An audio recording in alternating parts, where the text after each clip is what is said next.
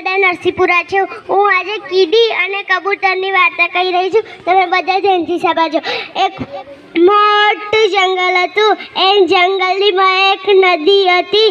એ નદીને કિનારે એક મોટું પીપળીનું ઝાડ હતું।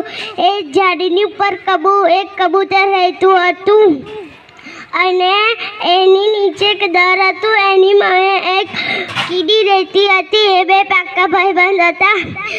એક વખત બહુ જ વરસાદ પડ્યો। આખા ગામમાં પાણી થઈ ગયું। કીડીના દરમાં પણ પાણી ભરાઈ ગયું। કીડી બહાર નીકળી। કીડી તણાવવા લાગી। તે કબૂતરે જોયું મારો દોસ્ત ના લાગ્યો। તે કબૂતરે ઉપરથી પાન તોડીને નીચે નાખ્યું। તે કીડી તણાતી ઉપર આવી ગઈ અને એનો કીડીનો જીવ બચી ગયો। એક વખત શિકારી આવ્યો। શિકારીએ જોયું આજે મારે કબૂતરને શિકાર કરવો પડશે। તે શિકારે બાણ નીકાળી અને કીડીએ જોયું મારા દોસ્તને બાણ નીકાળવા માટે કરવું પડે।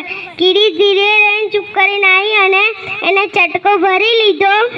તે એની બાણમાં એને ધ્યાન ના લીધું તો એની બાણ એક બાજુ ગતી રહી। તે કબૂતર જાગી ગયો। તે કબૂતર ઉડી ગયો। એનો જીવ બચી ગયો। કીડીઓને જોયો કબૂતરે તારે કહે તમે મારો જીવ બચાવ। કીડી કહે તમે પણ મારો જીવ બચાવે તો લક્ષ્મણજી ભાર।